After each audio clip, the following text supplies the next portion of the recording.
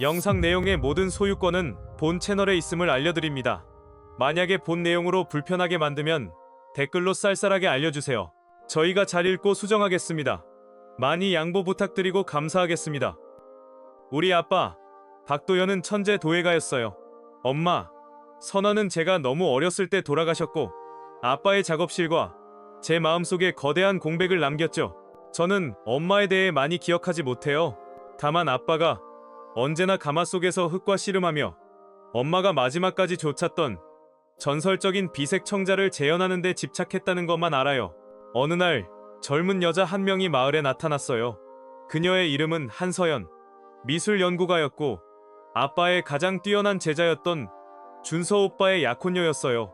저는 늘 그녀가 작업실 밖에서 아빠를 주시하는 걸 봤어요. 그녀의 눈은 아빠에게서 떨어질 줄 몰랐죠.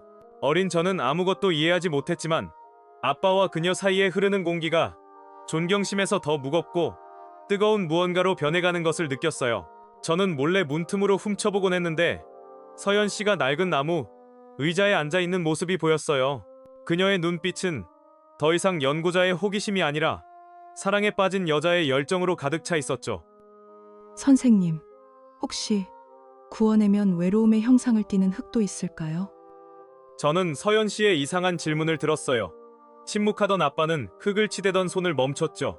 아빠의 눈은 단순한 호기심이 아니라 자신의 내면을 꿰뚫어본 사람을 만난 듯 깊은 빛을 띠며 빛났어요.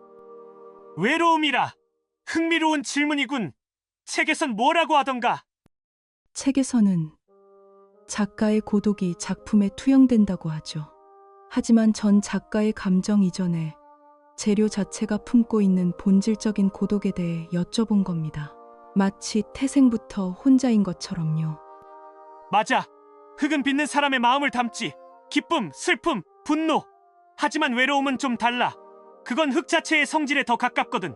모든 걸 받아들이지만 결국엔 혼자인, 수만 번의 손길과 수천 도의 불길을 거쳐도 변하지 않는 본질이지. 그럼 그 외로움의 끝은 무엇인가요? 완벽한 형태의 고독인가요? 아니면 비움이지. 모든 걸 담아낸 뒤에야 비로소 텅 빌 수 있는 경지. 그게 내가 찾는 거야. 그 후 아빠는 서연 씨를 낡은 오동나무 서랍장으로 이끌었어요. 그곳에는 아빠가 평생의 집착과 고통을 담아 그린 달빛을 머금은 듯 신비로운 푸른빛의 자기, 전설 속의 달빛 청자, 스케치가 가득했죠. 내 안에 선아가 평생을 바쳐 찾으려 했던 색이야. 그 사람은 결국 이 가마 앞에서 마지막 숨을 거뒀지. 실패한 작품의 파편들을 끌어안고. 사람들은 내가 그 유지를 잇는다고 하지만 아니, 이건 집착이야. 나 자신을 향한 증오에 가깝지. 선아는 재료의 배합에서 미세한 차이를 극복하지 못했어. 매번 마지막 순간에 유약이 끓어오르며 미세한 기포를 만들었지. 달빛이 아니라 그저 희뿌연 안개 같은 색만 남기고. 혹시 소나무 재, 아주 소량의 복숭아나무 재를 섞는 건 어땠을까요? 옛 문헌에서 본 기억이 나요. 두 재가 섞이면 예상치 못한 안정성을 만들어낸다고. 서연 씨의 말에 아빠의 눈이 크게 흔들렸어요. 수많은 도공과 학자들이 놓쳤던 혹은 무시했던 아주 작은 가능성. 그것을 그녀가 한낱 연구자가 단숨에 짚어낸 것이었죠. 아빠는 서연 씨를 다시 보았어요. 그녀는 더 이상 약혼자의 풋풋한 애인이 아니었어요. 자신의 영혼을 이해하고 심지어는 구원할 수 있을지도 모르는 단 한 사람이었죠. 아빠의 목소리에는 예술가의 열정 넘어 한 남자의 지독한 상실감이 묻어 있었어요. 저는 그곳에 서서 모든 것을 이해하지는 못했지만 공기 속에 흐르는 긴장감을 느꼈어요. 저는 서연 씨가 어떤 위로도 건넬 수 없다는 것을 보았어요.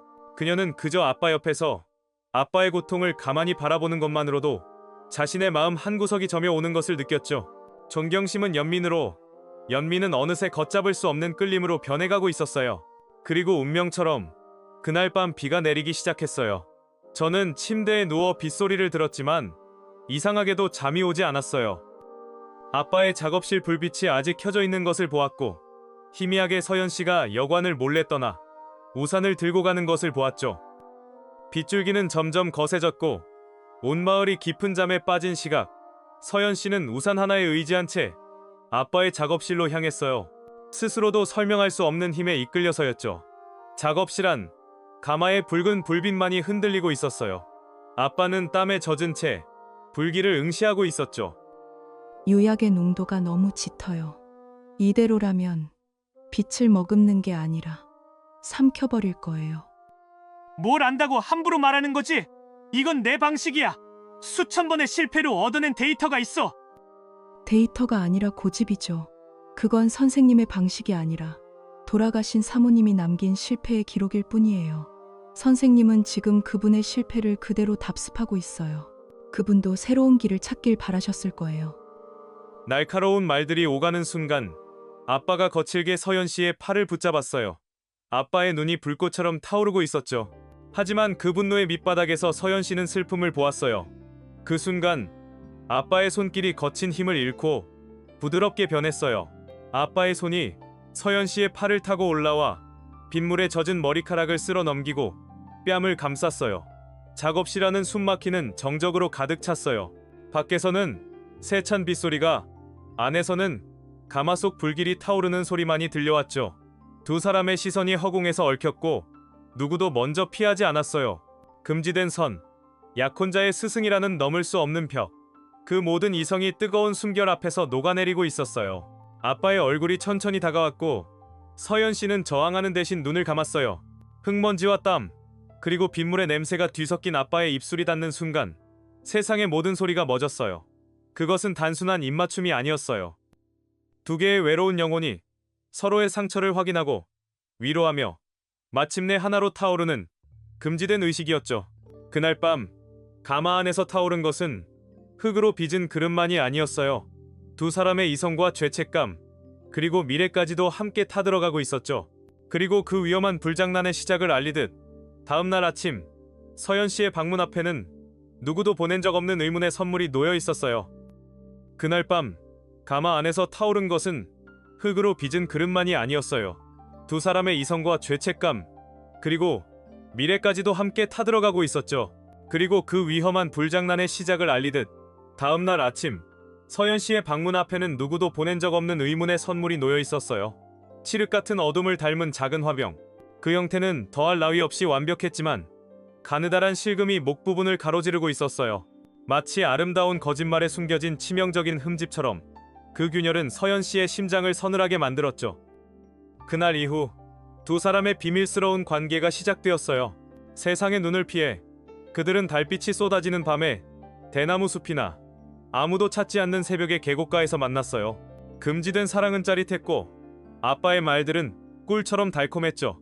죄책감이라는 어둠 속에서 피어난 꽃은 더 강렬한 향기를 내뿜는 법이었어요.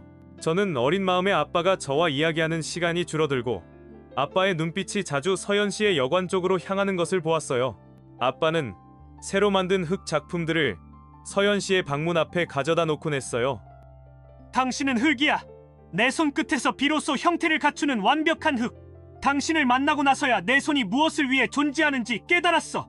이 달빛 청자는 당신 없이는 완성될 수 없어. 당신이 바로 내 예술의 영혼이니까. 우리가 지금 옳은 일을 하는 걸까요? 준서 씨는 곧 돌아올 텐데. 쉿!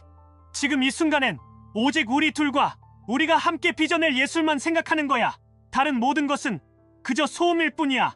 준서에겐 내가 스승이고 당신에겐 내가 운명이지. 서연 씨는 아빠의 열정에, 아빠의 논리에 기꺼이 잠식당했어요. 그녀는 자신이 단순한 연인이 아니라 위대한 예술을 완성시킬 운명적인 뮤즈라고 믿고 싶어 했죠. 그 믿음은 죄책감을 희미하게 만들고 두려움을 잠재웠어요. 하지만 그들의 비밀스러운 만남이 계속될수록 기이한 일들도 반복되었어요. 두 번째 만남 후에는 유약이 고르지 못하게 발린 찻잔이, 세 번째 만남 후에는 입구가 미세하게 뒤틀린 작은 단지가 그녀의 방문 앞에 놓여 있었어요. 모두 아름다웠지만 어딘가 결정적인 결함을 가진 버려진 작품들이었죠. 저는 어린 마음에 궁금해서 몰래 서연 씨가 그 흠집 난 자기들을 방 안에 숨겨두는 것을 보았어요. 마치 자신의 죄를 숨기듯이. 그 수가 늘어날수록 방 안에는 달콤한 흙냄새 대신 차가운 불안의 공기가 들어차는 것 같았죠. 마침내 서연 씨는 참지 못하고 아빠에게 물었어요. 선생님, 혹시 이 작은 병들을 저에게 보내시는 건가요? 매번 만남이 있고 난 아침에 마치 누군가 우리의 밤을 지켜본 것처럼요. 서연 씨의 떨리는 목소리에 물레를 돌리던 아빠의 표정이 순간 차갑게 굳었어요. 아빠는 성가시다는 듯이 고개를 저었죠. 실패작들일 뿐이야. 신경 쓸 것 없어. 난 지금 달빛 청자에 모든 걸 걸고 있어. 당신도 마찬가지여야지. 당신은 내 뮤즈니까. 그런 사소한 것에 마음 쓰지 마. 완벽을 향한 길에 널린 돌멩이 같은 것들이야. 아빠의 싸늘한 반응에 서연 씨는 더 이상 아무 말도 할 수 없었어요. 실패작, 그 단어가 비수처럼 날아와 그녀의 가슴에 박혔어요. 자신들의 관계도 결국엔 흠집난 실패작이 될 운명이라는 뜻일까요? 불안감은 독버섯처럼 마음속에서 자라났죠. 그가 아니라면 대체 누가 이 모든 것을 알고 자신에게 소리 없는 경고를 보내고 있는 것일까요?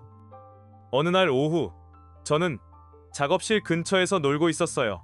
문득 이상한 소리가 들렸어요. 도자기 깨지는 소리가 아니라 어른들이 속삭이는 소리였죠. 저는 호기심에 몰래 안을 들여다보았어요. 아빠와 서연 씨가 아주 가깝게 서 있었고 그들의 눈빛은 불타오르는 듯했어요. 아빠는 서연 씨의 허리를 감싸 안으려 했어요. 제 심장이 쿵쾅거렸어요. 왠지 모르게 두렵고 혼란스러운 기분이었죠. 동시에 저는 준서 오빠 서연 씨의 약혼자이자 제가 아주 좋아했던 오빠가 작업실 근처 어두운 구석에 몰래 서 있는 것을 보았어요. 오빠는 아무 말도 하지 않고 고개만 푹 숙이고 있었죠. 오빠가 뭘 봤는지는 모르겠지만 오빠의 어깨는 심하게 떨리고 있었어요.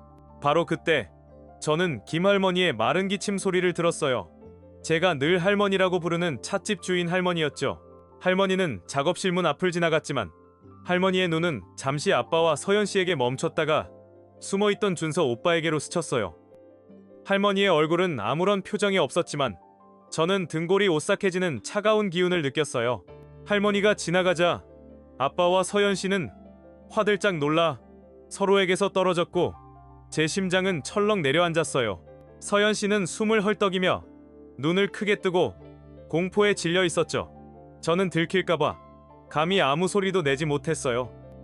그날 저녁 서연 씨는 애써 마음을 진정시키려 김할머니의 찻집을 찾았어요. 찻집 안은 구수한 대추차 향기로 가득했지만 서연 씨의 마음은 여전히 불안으로 소용돌이쳤어요. 아가씨, 얼굴에 그늘이 꼈네. 무슨 걱정거리라도 있어? 아니에요, 할머니. 그냥 연구가 생각처럼 잘 안 풀려서요. 김할머니는 말없이 따뜻한 찻잔을 서연 씨의 앞에 놓아주었어요. 모락모락 피어나는 찻김을 바라보던 그녀가 나지막이 입을 열었죠.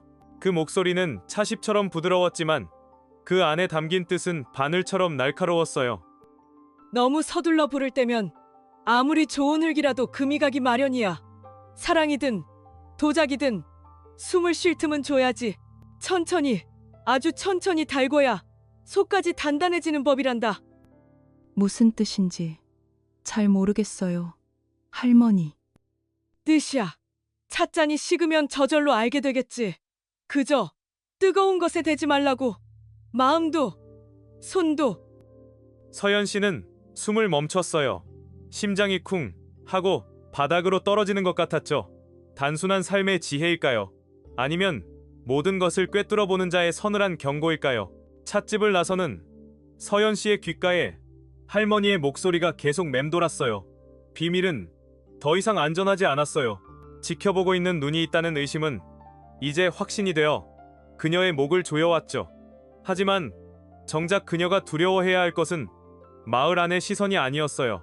그녀가 애써 외면하고 있던 바깥 세상에서 진짜 폭풍이 조용히 몰려오고 있었기 때문이었죠. 김 할머니의 목소리는 서연 씨의 귓가에 불씨처럼 남았어요. 단순한 지혜일까? 아니면 경고일까? 비밀이 더는 안전하지 않다는 의심은 확신이 되어 그녀의 목을 조여왔죠. 하지만 정작 그녀가 두려워해야 할 것은 마을 안의 시선이 아니었어요. 그녀가 애써 외면하고 있던 바깥 세상에서 진짜 폭풍이 조용히 몰려오고 있었기 때문이었죠. 그 폭풍은 최진우라는 이름의 남자와 함께 도착했어요. 그는 단순한 미술평론가가 아니었어요. 서연 씨가 이 고요한 도예촌으로 도망치기 전 속해 있던 화려하고 치열한 서울 미술계의 상징과도 같은 인물이었죠.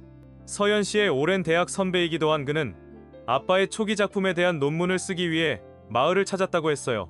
쨍한 가을 햇살 아래 말끔하게 차려입은 그는 흙먼지 날리는 이 마을에서 유일하게 다른 색을 띠는 존재처럼 보였어요. 두 사람은 마을 어귀의 찻집에 앉아 오랜만에 회포를 풀었어요. 스피칼, 오, 한서연, 여기서 널 보게 될 줄은 몰랐는데 이런 곳에 숨어 지내기엔 내 재능이 너무 아깝지 않나? 자네가 쓴 박도연 초기 비평 아주 날카롭고 좋았어. 여전히 살아있더군. 선배님이야말로 여기까지 어쩐 일이세요? 전 그냥 조용히 연구에 집중하고 싶어서요. 스피कर. 오, 집중? 좋아. 그럼 제대로 집중할 기회를 주지. 내가 지금 국립현대미술관이랑 대규모 기획전을 준비 중이야.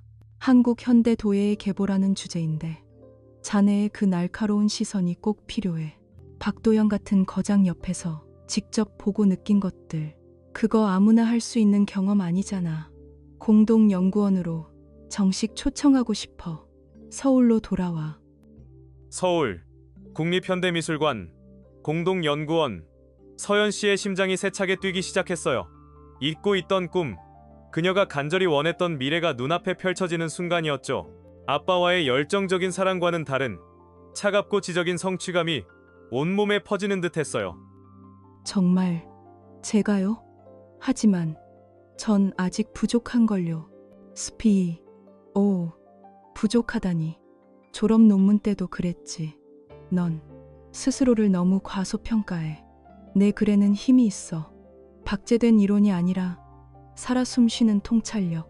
그게 지금 우리에게 필요한 거야. 두 사람의 대화는 시간 가는 줄 모르고 이어졌고 그들의 웃음소리는 고요한 마을의 공기를 갈랐어요. 그리고 그 모든 풍경을 아빠는 작업실의 어두운 그늘 속에서 지켜보고 있었어요.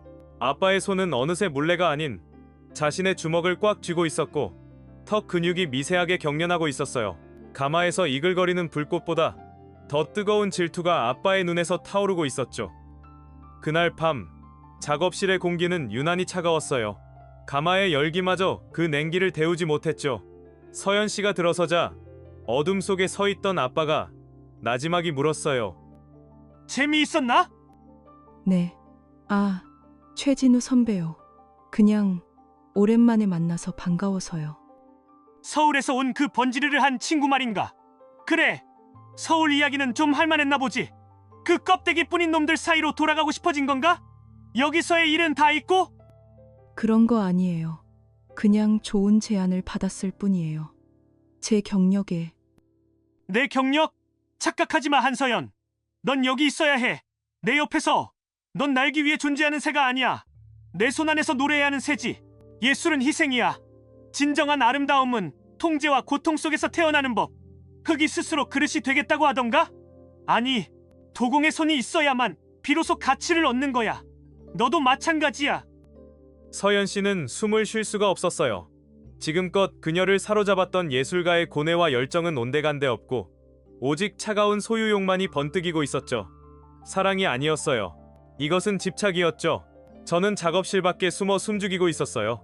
저는 아빠의 목소리가 얼마나 차갑고 잔인하게 변했는지 들었어요. 아빠의 눈은 광기로 번득였고 저는 전율했어요. 무슨 그런 말씀을 하세요. 전 선생님의 소유물이 아니에요. 제겐 제 삶이 있어요. 선생님께서 말씀하신 비움은 이런 게 아니었어요. 이건 채우는 것도 비우는 것도 아닌 그저 가두는 것일 뿐이에요. 내 삶? 내 삶은 나를 만난 순간부터 내 것이 됐어. 넌 내 달빛 청자를 위한 마지막 조각이야. 내가 널 발견했고 내가 널 완성시킬 거야. 그런데 감히 누가 어떤 놈이 내 작품에 손을 대려고 해. 넌 내 거야. 작품, 조각, 내 것. 아빠의 입에서 나온 단어들이 비수가 되어 서연 씨의 환상을 조각냈어요. 그녀가 믿었던 운명적인 사랑, 예술적 교감은 모두 허상이었죠. 그녀는 뮤즈가 아니라 아빠의 위대한 예술을 위한 도구에 불과했어요. 저는 서연 씨가 뒷걸음질 치며 공포에 질린 눈빛을 보았어요. 저는 아빠가 이렇게 변한 모습을 본 적이 없었기에 엄청난 공포에 사로잡혔어요. 아니에요. 선생님은 절 사랑하시는 게. 사랑? 이게 바로 내 사랑이야. 널 위해서라면 세상 전부를 부술 수도 있어. 반대로 널 가두기 위해서라면 너부터 부서뜨릴 수도 있고. 그러니 이곳에서 나갈 생각 꿈도 꾸지 마. 사랑이라는 환상은 산산조각 났어요. 그 자리엔 소유욕이라는 흉측한 본 모습만이 남았죠. 서연 씨는 그때 깨달았어요. 자신이 갇혔다는 것을. 하지만 그녀를 기다리는 더 큰 비극은 바로 그 순간 마을 어귀로 들어서는 약혼자의 흙먼지 묻은 발걸음 소리였어요. 저는 준서 오빠의 발소리를 들었고 황급히 마을 입구로 달려갔어요. 저는 준서 오빠가 피곤해 보였지만 눈은 빛나고 있는 것을 보았어요. 오빠는 귀한 흙을 한 보따리 들고 있었어요. 저는 오빠에게 무언가 말하고 싶었지만 목소리가 나오지 않았어요. 어린 저는 어디서부터 시작해야 할지, 무엇을 말해야 할지 몰랐죠. 그저 춥고 무서웠어요. 사랑이라는 환상은 산산조각 났어요. 그 자리엔 소유욕이라는 흉측한 본 모습만이 남았죠. 서연 씨는 그때 깨달았어요. 자신이 갇혔다는 것을. 하지만 그녀를 기다리는 더 큰 비극은 바로 그 순간 마을 어귀로 들어서는 약혼자의 흙먼지 묻은 발걸음 소리였어요. 때로 진실은 말로 전해지는 것이 아니라 흠집 난 도자기의 형태로 문 앞에 배달되기도 해요. 예정보다 일찍 돌아온 이준서 오빠는 서연 씨를 놀라게 해줄 생각에 곧장 아빠의 작업실로 향했어요. 먼 길을 달려 구해온 귀한 흙을 보여주며 칭찬받고 싶었죠. 하지만 오빠가 작업실 구석에서 발견한 것은 스승의 칭찬이 아니었어요. 그곳엔 금이 간 작은 화병 하나가 버려져 있었죠. 자신이 서연 씨에게 선물하기 위해 밤새 몰래 만들던 그것과 놀랍도록 똑같은 형태였어요. 준서 오빠는 혼란스러웠어요. 아빠가 자신의 디자인을 따라 한 것일까? 아니면 더 끔찍한 상상이 그의 머리를 스쳤지만 애써 고개를 저었죠. 오빠는 금이 간 화병을 들고 곧장 서연 씨의 숙소로 향했어요. 오빠의 얼굴엔 기쁨 대신 상처와 의문이 가득했어요. 저는 준서 오빠를 뒤따랐고 마음속에는 온통 걱정뿐이었어요. 오빠가 서연 씨의 방으로 들어서는 것을 보았고 오빠의 시선은 그 금간 화병에 멈췄어요. 서연아, 이게 왜 여기 있어? 내가 너 주려고 만들던 거랑 똑같은데 이건 금이 갔어. 스승님께서 혹시 실패하신 건가? 근데 왜 이걸? 서연 씨는 아무 말도 할 수 없었어요.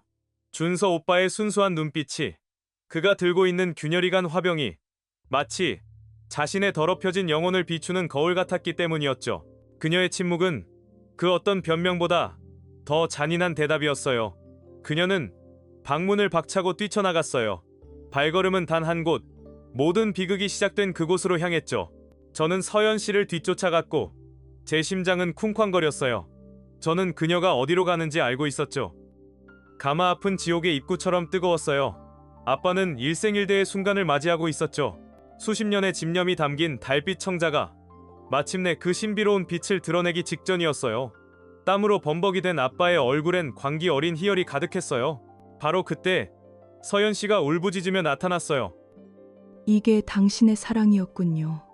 이 흠집, 난 실패작들, 그게 바로 나였어요. 당신은 날 사랑한 게 아니야. 당신의 광적인 예술을 위한 재물. 그 이상도 이하도 아니었어. 가마에서 눈을 떼지 않은 채 닥쳐.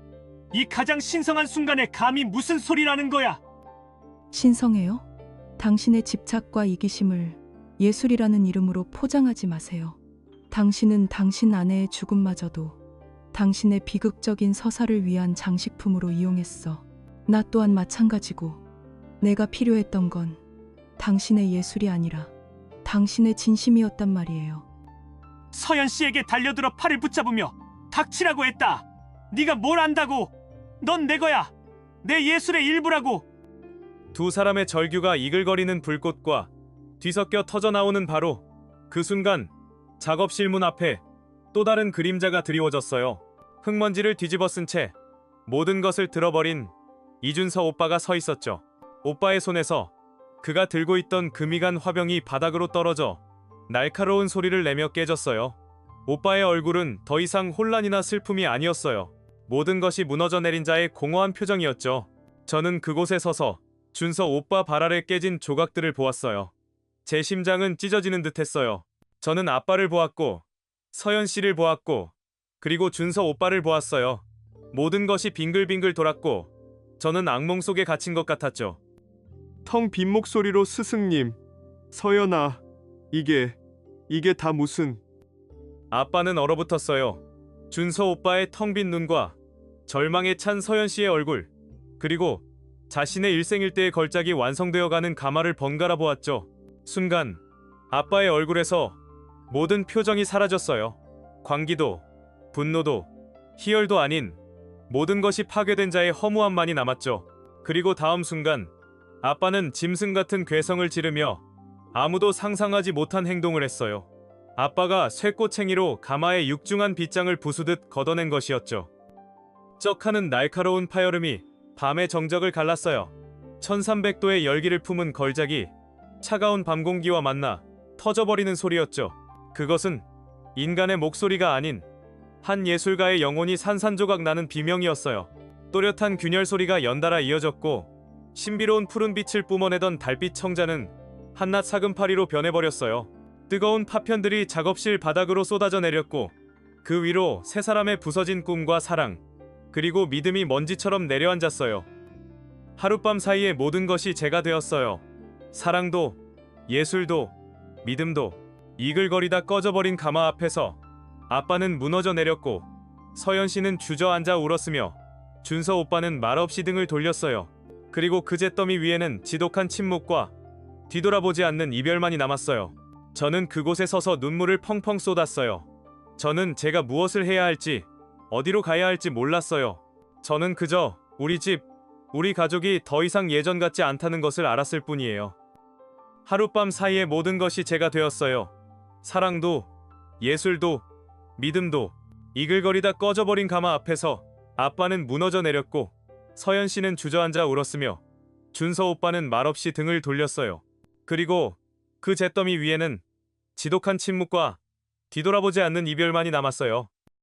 모든 것을 잃은 남자는 무엇을 할까요? 복수일까요? 아니면 누구도 예상치 못한 곳에서의 구원일까요? 폭풍이 핥히고 간 다음 날 새벽, 동이 트기도 전에 한서연 씨는 작은 가방 하나만 든 채 마을을 떠났어요. 마치 악몽에서 도망치듯 그녀는 단 한 번도 뒤를 돌아보지 않았죠. 그녀의 약혼자였던 이준서 오빠 또한 그날 오후 자신의 연장들만을 챙겨 말없이 짐을 꾸렸어요. 그가 스승에게 보였던 존경과 서연 씨에게 바쳤던 사랑은 모두 잿더미에 묻어버린 듯 했어요. 두 사람이 사라진 도예초는 다시 예전의 고요함을 되찾았지만 그 침묵은 이제 이름 모를 슬픔의 무게를 더하고 있었어요. 마을 사람들은 수군거렸어요. 천재 도예가와 그를 찾아왔던 젊은 연구원, 그리고 스승을 아버지처럼 따르던 제자, 그들 사이에 오고 갔을 욕망과 배신에 대해 저마다의 추측을 늘어놓았죠. 아빠는 며칠 동안 작업실 문을 걸어 잠갔어요. 마을의 모든 소음으로부터, 그리고 자기 자신으로부터 스스로를 유폐시켰죠. 식사도 잠도 잊은 채 아빠는 깨진 달빛 청자의 파편들을 어루만졌다고 해요. 한때는 영혼이라 믿었던 것에 차가운 시신을 만지듯 아빠는 조각들을 맞추고 또 맞추며 결코 돌아오지 않을 완벽을 갈망했어요. 마을에는 새로운 소문이 돌기 시작했어요. 이준서 오빠가 살던 빈집 대문 앞에 누군가 금이 간 작은 도자기들을 계속 가져다 놓는다는 것이었죠. 그것은 마치 끝나지 않은 저주와도 같았어요. 과연 아빠의 뒤늦은 참회일까요? 아니면 모든 것을 이미 알고 있었던 이준서 오빠가 서연 씨에게 보냈던 경고의 흔적들이었을까요? 진실은 안개 속에 잠겼고 그 미스터리는 마을의 또 다른 전설이 되었어요. 몇 주가 흐른 뒤 아빠가 작업실 밖으로 모습을 드러냈어요. 깎아놓은 듯 날카롭던 아빠의 얼굴은 수척해졌고 한때 모두를 압도하던 천재의 오만함은 사라지고 모든 것을 잃은 남자의 공허함만이 남아있었죠. 아빠는 비틀거리는 걸음으로 김할머니의 찻집을 찾았어요. 삐걱이는 나무 의자에 앉아 아빠는 아무 말도 하지 않았어요. 그저 텅 빈 눈으로 창밖의 감나무만 바라볼 뿐이었죠. 계절이 바뀌는 것조차 인지하지 못하는 사람처럼 저는 아빠를 따라갔고 아빠가 찻집에 조용히 앉아있는 것을 보았어요. 제 마음은 무거웠어요. 조용히 찻잔을 내려놓으며 왔구나. 김할머니는 아무것도 묻지 않았어요. 그저 따뜻한 녹차 한 잔을 아빠의 앞에 놓아주었죠. 그날 이후 아빠는 매일 같은 시간 찻집을 찾았어요. 아빠는 여전히 말이 없었고 할머니 또한 침묵으로 그를 맞이했죠. 두 사람 사이에는 오직 찬물 따르는 소리와 바람 소리만이 오고 갔어요. 어느 가을날 찻잔에 붉은 단풍이 하나가 떨어졌어요. 아빠는 그저 멍하니 잔을 들여다보았죠. 김 할머니는 말없이 다가와 그 찻잔을 비우고 새로운 찬물을 채워주었어요. 그것은 일종의 의식이었어요. 말이 필요 없는 참회의 시작이었고 조용한 치유의 과정이었죠. 아빠의 이야기는 마을의 슬픈 전설이 되어갔어요. 하지만 이야기는 아직 끝나지 않았어요. 첫눈이 내리던 겨울날, 몇 달 동안 이어지던 침묵을 깬 것은 아빠였어요. 몇 달 만에 처음으로 입을 열며 할머니, 말하고 싶어졌니? 제가 뭘 잘못한 걸까요? 제가 뭘 그렇게 잘못한 겁니까? 창밖을 바라보며 자네는 사랑을 한 게 아니야. 그릇을 빚으려고 했지. 사람의 마음을 자네가 원하는 모양으로, 자네가 원하는 색으로 나오지 않으니 깨부숴버린 게야. 그 한마디에 아빠의 눈에서 뜨거운 것이 흘러내렸어요. 천재 도예가의 오만이 무너져 내리는 순간이었죠. 아빠는 어린아이처럼 한참을 흐느꼈고 할머니는 말없이 아빠의 어깨를 두드려 주었어요. 그것은 용서가 아닌 그저 함께 아파해주는 연대의 손길이었죠. 아빠는 그제야 깨달았어요. 자신이 평생을 바쳐 빚으려 했던 것이 결국 텅 빈 허상이었음을. 자신이 사랑이라 믿었던 것은 예술에 대한 집착과 한 인간을 소유하려는 오만함의 추악한 결합일 뿐이었음을. 그리고 그 깨달음과 함께 아빠는 새로운 길을 향한 첫걸음을 내디딜 준비를 하고 있었어요. 아빠를 기다리는 것은 잿더미 속에서의 부활일까요? 아니면 또 다른 형태의 자기 파괴일까요? 그 답은 찻잔의 온기가 식어갈 무렵 서서히 드러나기 시작했어요. 저는 그곳에 서서 아빠가 우는 것을 보았어요. 제 마음은 산산조각 났죠. 저는 아빠가 더 이상 제가 알던 차갑고 멀리 있는 사람이 아니라는 것을 보았어요.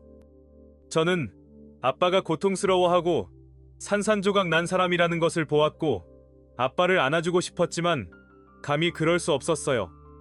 그 한마디에 아빠의 눈에서 뜨거운 것이 흘러내렸어요. 천재 도예가의 오만이 무너져 내리는 순간이었죠. 아빠는 어린아이처럼 한참을 흐느꼈고 할머니는 말없이 아빠의 어깨를 두드려 주었어요. 그것은 용서가 아닌 그저 함께 아파해주는 연대의 손길이었죠. 아빠는 그제야 깨달았어요. 자신이 평생을 바쳐 빚으려 했던 것이 결국 텅 빈 허상이었음을. 그리고 그 깨달음과 함께 아빠는 새로운 길을 향한 첫걸음을 내디딜 준비를 하고 있었어요. 아빠를 기다리는 것은 잿더미 속에서의 부활일까요?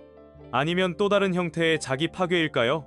그 답은 찻잔의 온기가 식어갈 무렵 서서히 드러나기 시작했어요. 결국 구원은 완벽한 자기에서 온 것이 아니라 누구도 예상치 못한 가장 작은 행동에서 시작되었어요. 계절이 몇 번이고 옷을 갈아입었어요. 봄이 여름에게 자리를 내어주고 타는 듯한 녹음이 붉은 빛으로 물들다 마침내 하얀 눈에 덮이는 동안 아빠의 침묵은 계속되었죠. 아빠는 매일같이 찻집의 같은 자리에 앉아 텅 빈 눈으로 창밖을 바라보았고 김 할머니는 말없이 차를 내어주었어요. 아빠는 이제 예술에 대해 말하지 않았고 과거에 대해서도 변명하지 않았어요. 그저 창밖을 오가는 사람들의 소박한 일상을 바라볼 뿐이었죠. 아이들의 웃음소리, 장터의 활기, 밭을 나가는 농부의 주름진 손. 한때는 아빠의 예술 세계에 방해가 되는 소음이라 여겼던 모든 것들이 이제는 아빠가 잃어버린 삶의 풍경이 되어 가슴을 채웠어요. 마을 사람들은 더 이상 아빠를 천재라 부르지 않았어요. 그저 영혼이 깨져버린 남자, 과거의 그림자 속에 사는 유령으로 여길 뿐이었죠. 아빠의 작업실 가마의 불은 그날 이후 단 한 번도 타오르지 않았어요. 그러던 어느 늦은 가을 오후, 아빠는 찻집에 나타나지 않았어요. 매일같이 반복되던 아빠의 부재는 오히려 작은 소란을 일으켰죠. 혹시 아빠가 몹쓸 선택이라도 한 것은 아닐까? 마을 사람들은 걱정했어요. 하지만 김할머니는 그저 창밖을 바라보며 희미하게 미소 지을 뿐이었어요. 마치 모든 것을 알고 있다는 듯이. 그리고 그날 밤 기적이 일어났어요. 몇 해 동안이나 차갑게 식어있던 아빠의 작업실 굴뚝에서 가느다랗지만 따뜻한 연기가 피어오르기 시작한 것이었죠. 그것은 모든 것을 삼킬 듯 이글거리던 과거의 광적인 불길이 아니었어요. 추운 겨울밤, 누군가의 언손을 녹여주려는 듯한 작고 온기 있는 불이었어요. 그로부터 며칠 뒤 김 할머니가 작은 찻주전자를 들고 아빠의 작업실을 찾았어요.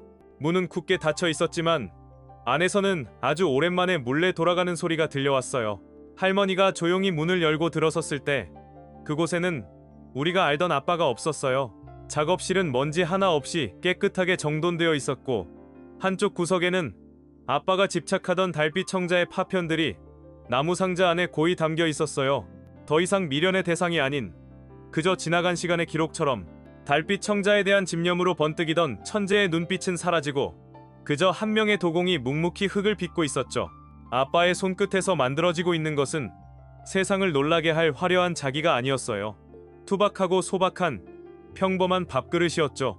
아빠의 손길에는 더 이상 흙을 정복하려는 긴장감이 없었어요. 오히려 흙의 속삭임에 귀를 기울이고 그 형태를 조심스럽게 따라가는 듯한 평온함이 깃들어 있었죠. 아빠는 흙을 빚는 것이 아니라 흙과 대화하고 있었어요. 저는 몰래 들여다보았어요. 저는 아빠가 예전과는 완전히 다른 사람이 된 것을 보았어요. 아빠의 눈빛은 부드러웠고 아빠의 손은 더 이상 흙을 거칠게 다루지 않았어요. 김할머니는 말없이 아빠의 곁에 앉아 차를 따랐어요. 한참의 시간이 흐른 뒤 아빠가 물레를 멈추고 완성된 밥그릇을 가만히 내려다보았어요. 완벽한 곡선도 신비로운 빛깔도 없었지만 그 어떤 작품보다 더 완전해 보였어요. 그리고 천천히 고개를 들어 할머니를 바라보았죠. 아빠의 얼굴에 비극이 시작된 이후 처음으로 아주 옅은 미소가 떠올랐어요. 그것은 안도의 미소였고 새로운 시작을 예감하는 자의 평화로운 미소였죠. 할머니, 이 밥그릇부터 다시 시작하겠습니다. 그래야지. 좋은 그릇은 뽐내기 위함이 아니라 따뜻한 밥을 담기 위해 있는 게야. 사람의 마음도 마찬가지고. 아빠는 조용히 고개를 끄덕였어요. 아빠는 이제야 알 것 같았죠. 자신이 평생을 쫓았던 것은 예술이 아니라 허영이었음을, 자신이 사랑이라 믿었던 것은 소유욕이었음을, 진정한 아름다움은 완벽한 형태가 아니라 무언가를 따뜻하게 담아낼 수 있는 쓰임에 있다는 것을 말이에요. 한서연 씨와 이준서 오빠의 소식은 그 후로 들려오지 않았어요. 그들이 어디서 어떤 모습으로 살아가는지는 아무도 몰라요. 그들의 상처 또한 시간이 어루만져 주었을까요? 어쩌면 영원히 아물지 못할 흉터로 남았을지도 몰라요. 어쩌면 그들 역시 자신들만의 작은 밥그릇을 빚으며 새로운 삶을 살아가고 있을지도 모르죠. 하지만 이곳 작은 도해촌에서는 하나의 이야기가 조용히 마무리되고 있었어요. 걸작의 그림자는 멀어지고 소박한 밥그릇의 온기가 그 자리를 채웠어요.